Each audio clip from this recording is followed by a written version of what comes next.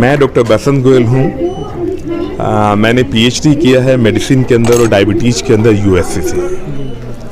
आज मैं अत्यंत हर्षित हूँ कि मुझे सेंट्रल हेल्थ मिनिस्टर द्वारा भारत सम्मान, स्वास्थ्य भारत सम्मान से सम्मानित किया गया। ये एक बहुत गौरव का क्षण है जहाँ मुझे ये सम्मान health minister Shri JP Nadda द्वारा दिया गया।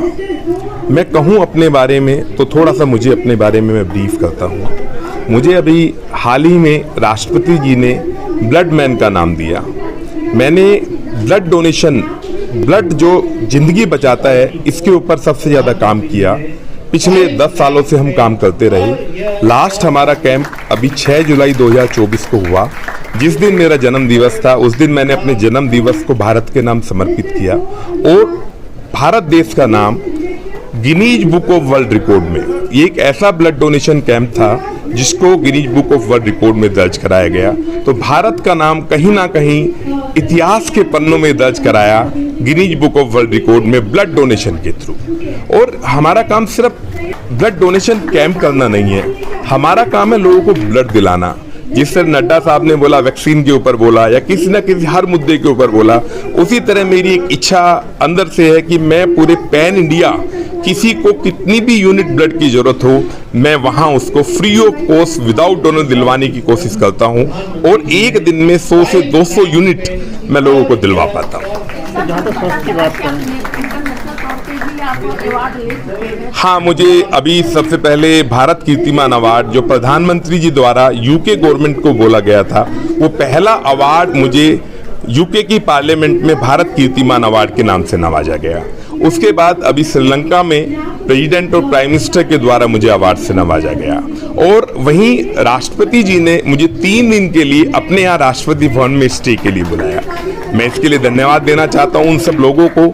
लेकिन कहीं ना कहीं मेरा एक ही मोटिव है, ये सब तो चलता रहेगा, ये तो एक मंजिल है जो आगे तक चलती रहेगी। मेरा हमेशा एक ही लक्ष्य है कि देश को स्वास्थ्य सेवा के लिए प्रेरित करना और स्वास्थ्य सेवा की जितनी जरूरत हमारे भारत देश में है, हर एक आदमी को कहीं ना कहीं किसी न किसी रूप में प्रेरित करना, यही मेरा एक विजन है। सर, जहाँ स्वास्थ्य की बात करें, देश स्वस्थ रहेगा, व्यक्ति तो देश भी रहेगा स्वस्थ। उस मिशन को लेके जो सरकार काम कर रही है और अभी जो नए नए इनिशिएटिव आ रहे हैं सरकार की तरफ से लिए जा रहे हैं, तो उस पर आपका कुछ फोकस?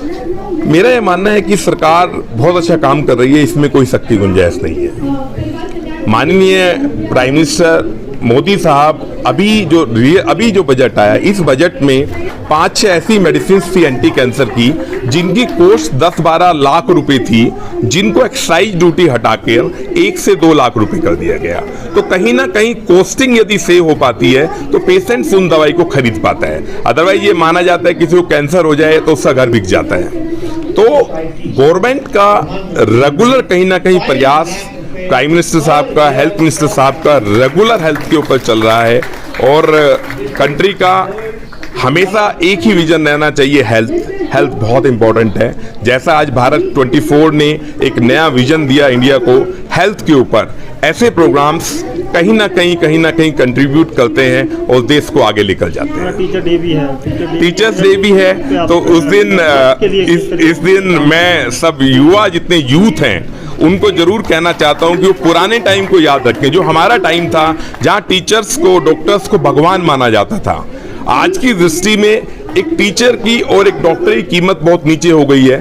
उसके ऊपर हमें ध्यान देना होगा, संस्कारों को लाना होगा और कहीं ना कहीं टीचर्स डे के ऊपर अपना जो अंदर से ये इनबिल्ट होता है, पेरेंट्स से सीखना है, ग्रैंडपा से सीखना है कि संस्कारों को लेके आना है।